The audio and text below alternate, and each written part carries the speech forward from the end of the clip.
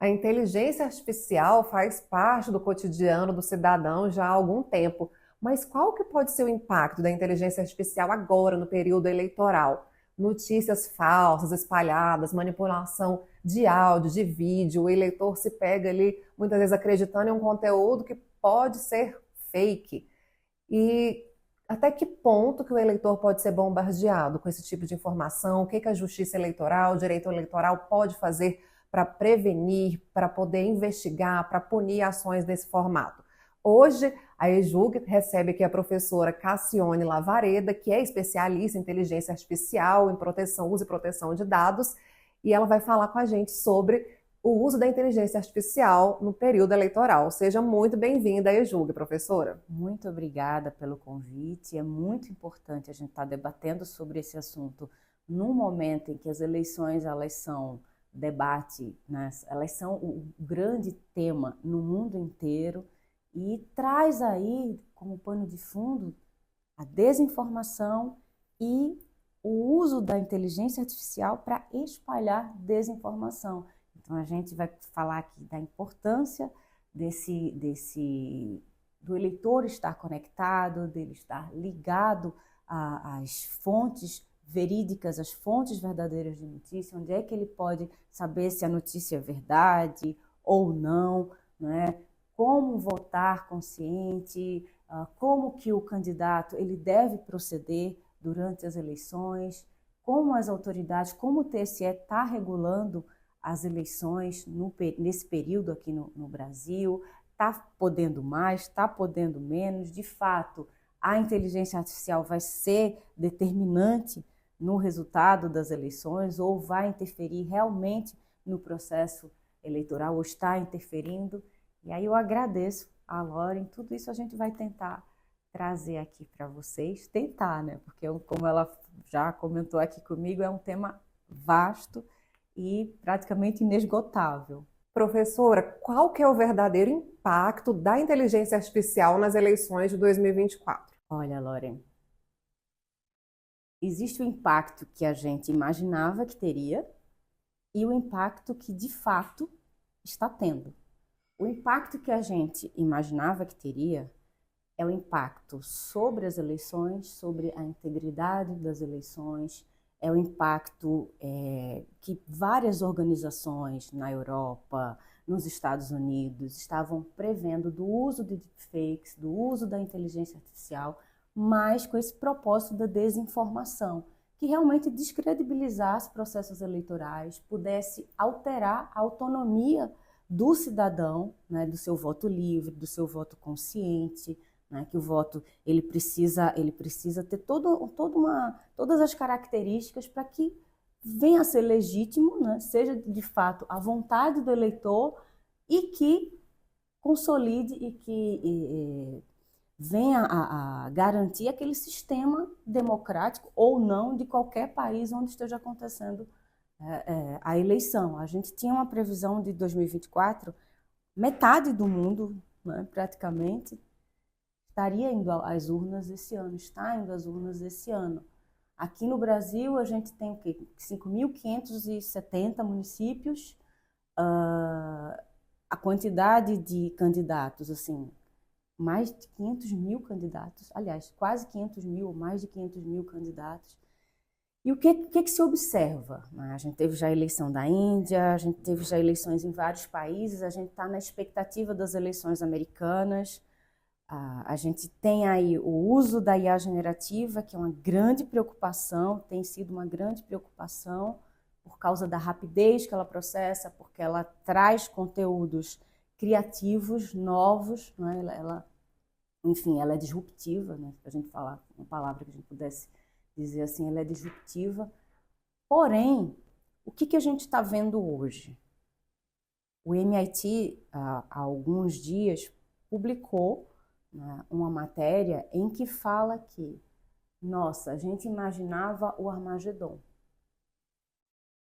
Os professores do Instituto Lupa, que são os checadores de notícia, eles disseram, olha, a gente tinha aí um universo de não sei quantas mil notícias checadas, sei lá, 40 e poucas mil notícias checadas e um percentual irrisório, 49 conteúdos com inteligência, com uso de inteligência artificial. A gente está errado? O que está acontecendo? Ou o pessoal não está usando?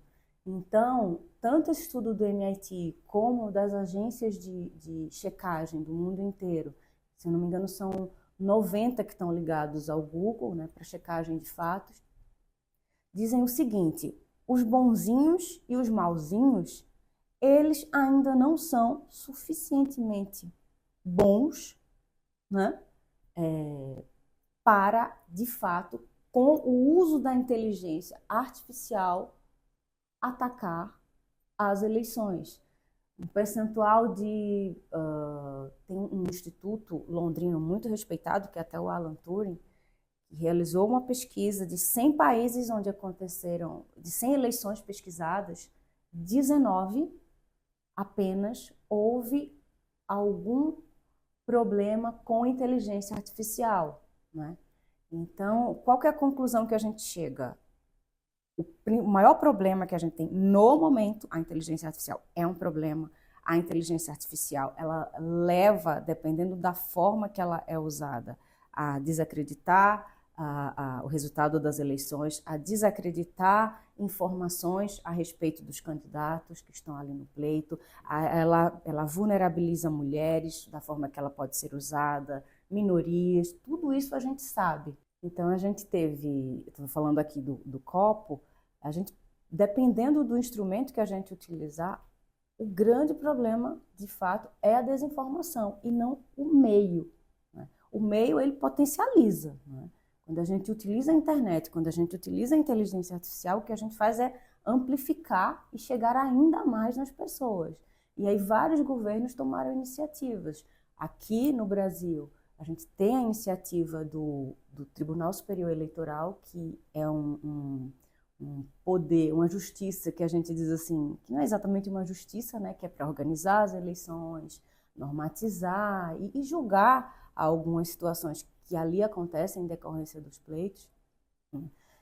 Ela tem um superpoder, que está lá na lei, que é o 57J, que diz, olha, eu te dou o poder, o legislador deu ao Tribunal Superior Eleitoral, eu te dou esse poder de tudo que for sobre internet, você vai regular.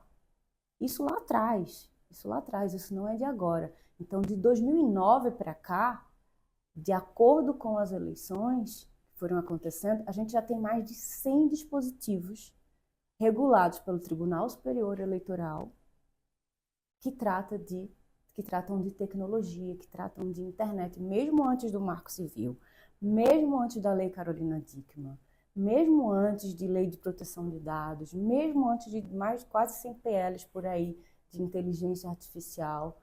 Então, nesse momento, que o TSE se preocupou? Na eleição passada, a desinformação através de live, que foi o caso do Francisquini, que foi o primeiro caso de cassação por causa de desinformação com o uso da internet, e foi pelo Instagram uma live, salvo engano, descredibilizando, né, as eleições, o processo eleitoral, as urnas, e foi cassado. E aí, em seguida, veio uma resolução a esse respeito, né?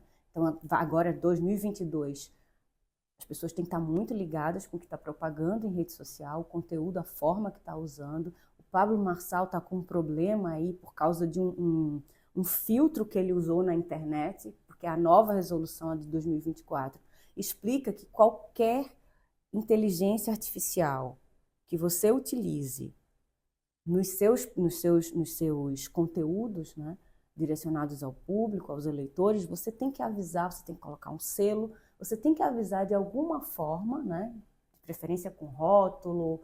O TSE ele explica na resolução como é que deve ser feito, que naquele conteúdo foi utilizado em que a inteligência artificial. Eu não sei ainda o que deu nessa situação dele, mas ainda está para ser julgado. E é isso. Então, os governos se prepararam, a gente tem muitas pessoas questionando, né, o superpoder do Tribunal Superior Eleitoral, mas é um superpoder que já foi dado lá atrás, né? Em 2009, a gente já tinha vários dispositivos que tratavam de internet. Tem questões aí com o Marco Civil, então tem opinião para os dois lados, até porque o Marco Civil, o artigo 19 do Marco Civil é alvo, né, de tá lá no STF, né, a legalidade ou não do Marco Civil, porque o Marco Civil, se a gente for olhar para a internet, a gente tem que ver que a internet, as coisas acontecem muito rápidas no mundo da tecnologia e as leis elas vão ficando, elas precisam ser atualizadas. E esse 57J ele traz essa previsão, ele diz, olha, TSE, em relação à internet e eleições, toma que o filho é teu, para que você possa, de acordo com o andar da tecnologia, regular essas questões. E é isso que o TSE tem feito, né? E aí a gente tem também iniciativas na União Europeia, a gente tem iniciativas no Japão, a gente tem iniciativas na China, a gente tem iniciativas em vários estados americanos, né? A grande preocupação com o deepfake, né? A gente tinha muita preocupação na Índia. Na Índia, existe um documentário do Guardian que fala como é que é a indústria da desinformação na Índia através das redes sociais. Eu ia até te pedir para falar um pouquinho sobre as deepfakes, que são as manipulações de áudio, de vídeo, que estão ocorrendo muito. Como que está sendo feito um trabalho no sentido de impedir isso ou de punir quando já aconteceu, já está propagado, já alcançou um número grande de eleitores? Então, a resolução do TSE, ela proíbe o uso de deepfake, seja para bem, seja para mal. Ela está proibindo nas eleições. Por quê? É uma tecnologia que tem falhas, tem. Hoje, o conteúdo de áudio é o que a gente tem com mais, assim, acurácia, é o conteúdo que é mais difícil de você detectar se é fake ou não, né? Mas o de foto também você consegue uma qualidade boa, mas o de vídeo, né, de fake, apesar do conteúdo a qualidade não ser tão boa, né, ainda não é tão maravilhosa assim. A gente viu o caso lá da princesa, da rainha, lá agora rainha, né, lá no Reino Unido. E aí o que acontece? A deepfake é um conteúdo sintético, inteligência artificial, tudo que é de inteligência artificial é sintético, mas o que importa lá para a lei é esse conteúdo sintético com o uso dessas novas, né, inteligências, com o uso de inteligência artificial propriamente dita.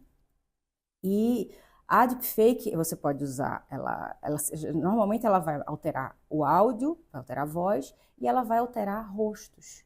Né? Então, o que o TSE fez? Não, vamos proibir. Porque tudo que possa levar o eleitor a erro, tudo que possa deixá-lo em dúvida, é melhor não usar. Melhor não usar. E é o que tem sido feito, né? A gente vê hoje deepfake ou coisas nesse sentido nos Estados Unidos, elas estão sendo usadas mais para meme. Na Índia a gente achou que ia ser muito usada, mas não foi tanto. Nos Estados Unidos a gente vê o tempo inteiro do Trump, mais utilizadas para sátira mesmo. E aqui, infelizmente, para golpes, né? Para levar o consumidor, a gente tem visto fora muito. Do contexto eleitoral, a gente tem... De onde é que veio essa coisa de deepfake, né? Deep vem de aprendizado profundo de máquina, ou seja, aquela máquina, aquele aprendizado que precisa de muitas camadas, de muitos dados, né? E fake de falso. E deepfake, no começo, ela era muito usada e continua sendo muito usada, veio do universo pornográfico, né? Sobretudo as mulheres, sempre as vítimas, as maiores vítimas da tecnologia. Por isso que a gente quer tanto trazer as mulheres para a tecnologia, porque quanto mais elas estiverem dentro da tecnologia, ajudando a fazer tecnologia, melhor a gente vai ter resultados nas questões de gênero. Então, ela veio desse universo pornográfico e está transitando aí por vários cenários, né? Foto é um problema sério, porque a qualidade é melhor do que a de vídeo. Então, a gente tem golpes e mais golpes sendo aplicados. A punição é difícil. Por que é difícil? Porque o consumidor, o eleitor, ele não entende da técnica. Todo mundo tem um pouco de medo da inteligência artificial, né? Então, se eu que uso a inteligência artificial, ou sou obrigado a usar, porque o sistema ele nos impõe, a IA ela não é tão democrática, né? Se Quer você você não queira, quer tiver não, você nesse vai estar universo, inserido. você não existe.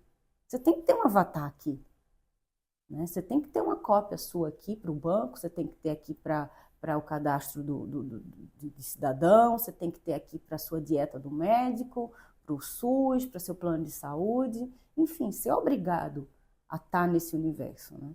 Não é tão democrática assim. E aí, resultado, como é que eu faço? Se eu não sei lidar, eu tenho medo. A própria tecnologia, ela é opaca, ela não é transparente, né? A gente não tem acesso, não sabe como funciona. A gente não tem educação digital, que é um grande problema no país. O governo lançou agora um grande plano, mas ainda é um plano, né? Ainda é um plano. A gente tem os julgadores, né? Os operadores da justiça, que muitos nem usam tecnologia, muitos são avessos à tecnologia e que vão julgar, né? O que a gente está vendo agora nas eleições?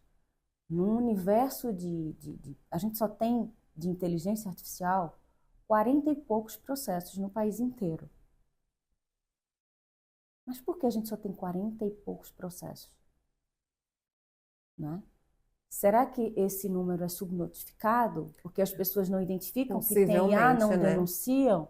Será que é porque eu, advogado, eu não tenho como provar que aquilo, reunir provas técnicas para mostrar que aquilo teve o uso de inteligência artificial, que aquele conteúdo tem desinformação e por aí vai? E aí a justiça, de repente, ela não tem um perito também para auxiliar. A gente tem um Brasil imenso, se você Sim. for imaginar. E é algo que a gente pensa também, quando a gente pensa no uso da inteligência artificial no período eleitoral, a gente joga muito para os candidatos, pensa muito. Mas e o eleitor? O eleitor que também compartilha fake news é crime. Como que esse eleitor ele pode ter essa consciência de que, olha, o conteúdo que eu estou compartilhando com a minha família, com os meus amigos, eu também posso estar fazendo coisa errada, levando desinformação, cometendo um crime. Como que ele pode ficar atento a isso? Olha, o eleitor, ele hoje é um influenciador quando a gente fala de campanha eleitoral, né? Enquanto o candidato ele não pode pagar, né? Ele não deve pagar, a lei diz que ele não deve pagar, a gente sabe que existe essa monetização. Também se está aí mais esses casos que estão acontecendo em São Paulo, né? De se pagar influenciador, de se pagar A ou B para propagar conteúdo, para prejudicar ou promover determinados candidatos. Então, a resolução, infelizmente, ela não toca nisso. Eu gosto de lembrar o professor Diogo Reis, que ele me deu um exemplo. Uma vez ele disse, olha, você imagina um jogo de futebol, uma eleição como se fosse um jogo de futebol. E aí tá o juiz no lugar dele, tá lá os dois lados disputando, o eleitor, o pessoal tá na arquibancada, de repente, a arquibancada pode invadir o campo, que é o que está acontecendo nas eleições. O eleitor, ele virou um ator importante, mais importante ainda. Antes a gente dizia, o voto é secreto. A minha identificação ideológica, partidária, né, é um dado sensível. É uma informação sensível ao meu respeito. A maioria das pessoas não sabe disso. E aí utiliza isso massivamente para promover ou prejudicar candidatos, né? Não existe uma educação digital. E também tem a questão da cultura, tem a questão do caráter mesmo, né, que a gente esquece, né? Humberto Eco, ele fala que empoderou muita gente, ele fala assim, empoderou os imbecis a internet. A gente sabe que tem um pouco disso, né? E aquela sede por propagar o conteúdo, porque é tudo tão rápido. Se eu não divulgar isso aqui agora, eu vou perder tempo, a pessoa recebe, já joga ali para compartilhar e não sabe nem se é verdade, se aquilo ali pode prejudicar muito alguém, a imagem de Até para o alguém. trabalho dos jornalistas é complicado para checar informações, porque vamos parar para pensar. Num dia, por exemplo, o conteúdo de ontem, que subiu ontem, só no YouTube, subiu ontem, eu levaria 83 anos para assisti-lo. Imagina o 24 horas. trabalho dos checadores de notícias numa eleição que a gente tem em mais de 70 países, uns falam 50, mas 73 países entre eleições de parlamento, para presidente, enfim. Você imagina o trabalho dos checadores de notícia. É assim, humanamente impossível. As plataformas também para dar conta disso. Porque até na moderação de conteúdo das plataformas, existe o problema da liberdade de expressão, que a gente não sabe exatamente como é que elas moderam, como é que elas dizem que tal conteúdo entra, sai, sobe, fica, ou é amplificado, é divulgado ou não, a gente não sabe exatamente. A própria justiça, ela também não tem como aferir isso, né? Em vários lugares do mundo, tenta-se fazer isso, mas não se consegue. Tem a história do segredo do negócio, né? Que isso entra no segredo do negócio das empresas, que é outro problema.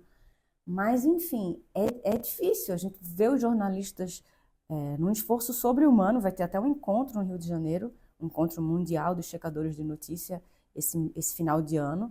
Né? Vai estar todo mundo lá. Eles se utilizam de ferramentas, porque para você checar em tempo real é complicado. O ex-Twitter, né? O finado Twitter, não sei como é que a gente fala mais hoje, né?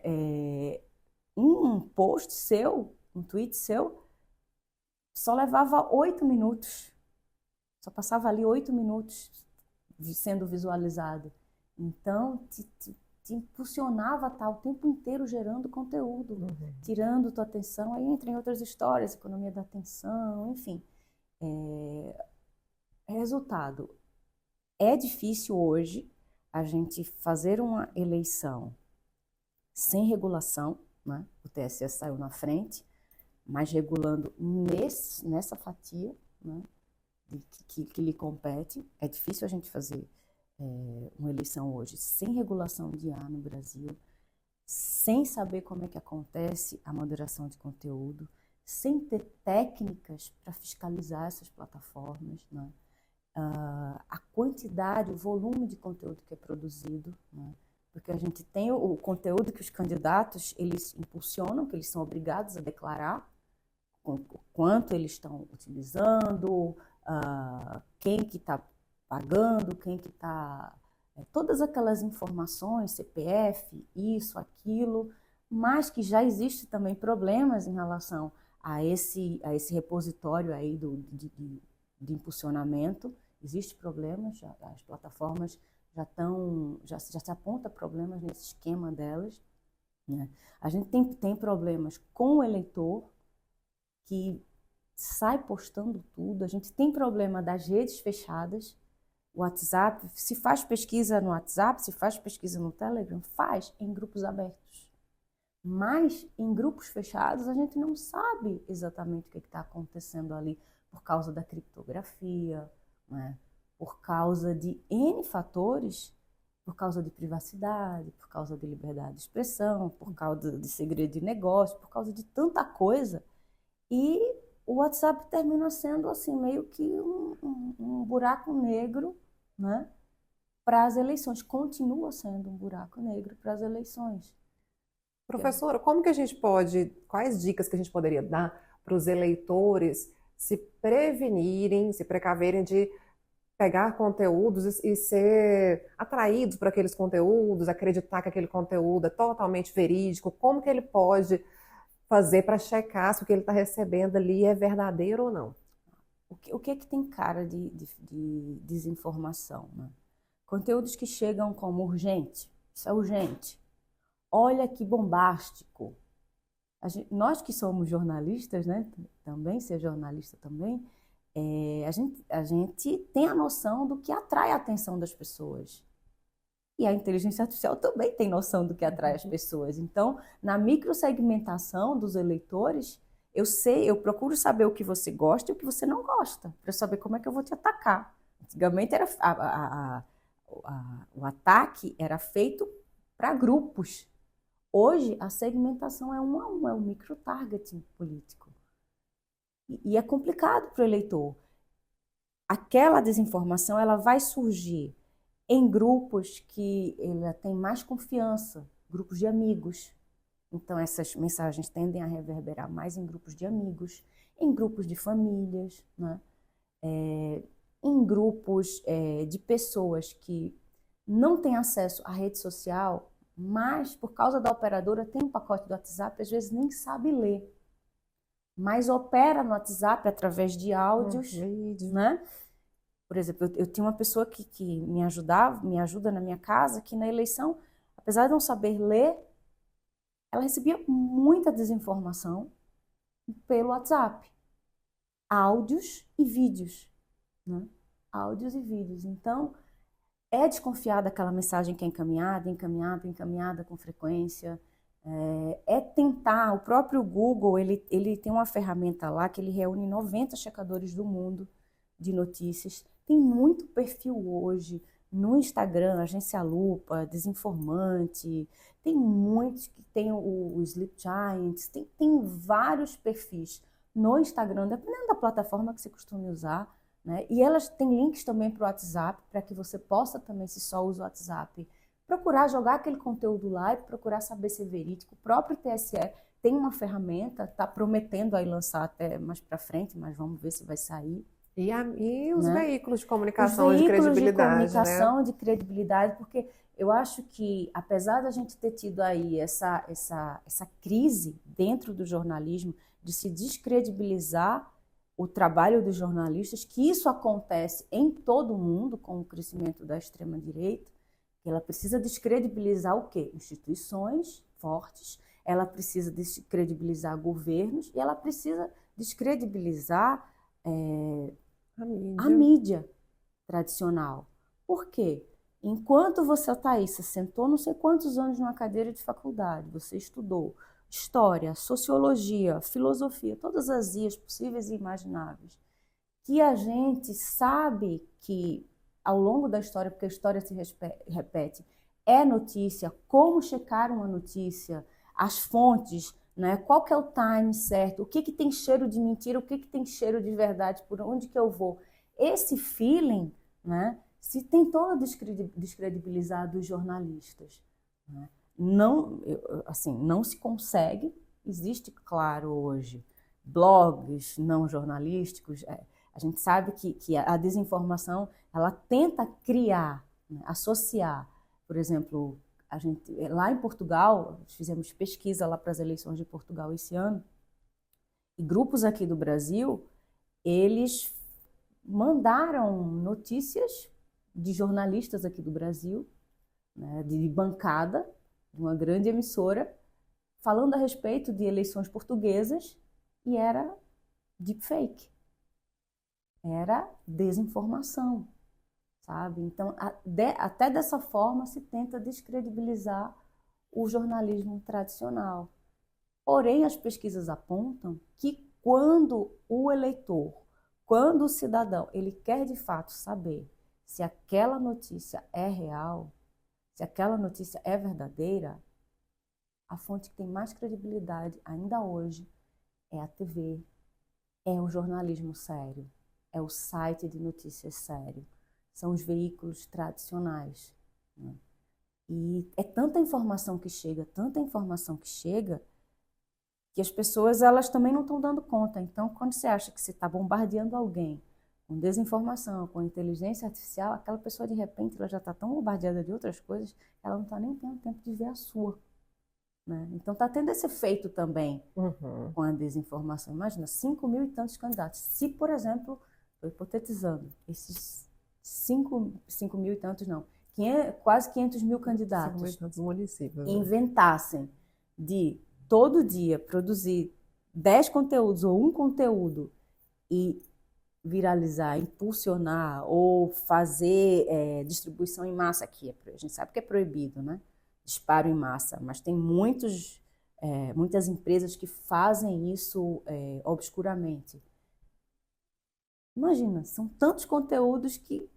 Será que vai chegar até mim? Será que... Porque depende também de impulsionamento, de plataforma, mesmo que você pague. Tem alguém que está pagando também, tem muita gente que está pagando. Então, são várias questões. O que é que eu digo para o eleitor? O eleitor ele tem que parar, olhar o conteúdo, contar até 5, sabe?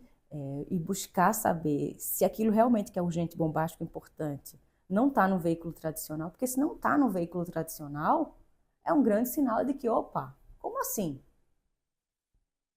Esse site, esse blog, esse fulano está dizendo isso? Foi como a história da live das fake, da live descredibilizando lá do deputado que foi cassado, acho que do Paraná, descredibilizando o sistema eleitoral.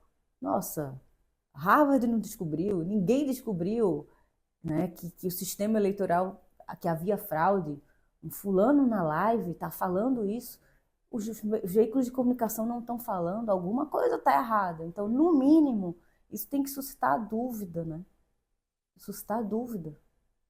E tentar participar de grupos diferentes. Porque o que a gente tende hoje? A gente tende a estar inserido em grupos que a gente tem identificação ideológica, política, né, social, cultural, de parentesco. Só que isso vai nos empurrando cada vez mais para uma bolha, a gente sabe. Uhum. Né? Vai te empurrando cada vez mais para uma bolha. As bolhas Quando eu sociais. quero bagunçar o meu algoritmo, a minha Netflix, o meu Instagram, quando eu quero bagunçar, eu dou para uma criança. Aí vai lá e dá uma bagunçada. Por quê? Porque através da perfilização, ele acha que te conhece, ele cria uma probabilidade de quem é você e começa a te bombardear só com o que ele acha que é você, que você gostaria. Só que não. Né? Às vezes você entra numa Netflix da vida, você faz, nossa, por que só tá aparecendo esse filme chato? Não tô afim de assistir. Eu gosto de filme de comédia romântica, sei lá, eu gosto de filme de fatos verídicos, que tenha fatos verídicos, baseado em história real. Mas não tô afim hoje, porque só aparece isso para mim, né? E aí a gente precisa começar a ter essa filtros, né? racionalidade, esse filtro, né? E colocar nas escolas, tinha que ter, no plano de educação básica, tinha que ter esse ensino para o digital. Desde pequenininho, a gente tem projetos aí, eu estudo projetos para se ensinar para o digital criança de 2 anos. Por quê? Porque com 2 anos a criança está lá, ela nasce, com 6 meses você vai no restaurante, você está no aeroporto, o menino está com o iPad assistindo. Ele não sabe ler, mas ele tem uma habilidade ali no touch absurda. Absurda, que a gente não tem, porque a gente não nasceu nessa época. Né? Eles já nasceram nessa época. Por outro lado, a gente já tem crianças de 2 anos e meio, 2 anos, com graus altíssimos de miopia por causa dos ecrãs, né? Por causa das... Então, é isso, é parar para refletir, porque a economia da atenção, ela te rouba tanta atenção, que a ideia é exatamente essa, ela não te deixa parar um segundo para refletir. E Aquele feed maluco, intenção, né? abre o WhatsApp de manhã, nem escovou os dentes, nem foi no banheiro fazer xixi, nem falou bom dia para quem está do lado, para o filho, para o marido, para quem está do lado, né? E já está lá no celular.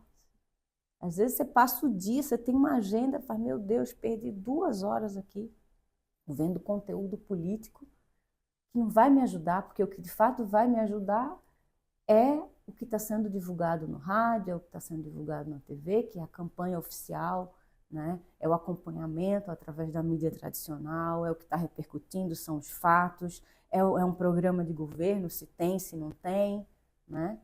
E não se a fulana estava lá, viajou e deixou o pai morreu porque ela viajou e tal, e é uma candidata. Teve esse debate, né? Sim. Ou porque é um adolescente, ou outro não, porque é um influenciador. Enfim, são tantas questões que a gente vê hoje que desviam o eleitor totalmente do foco, totalmente do eixo.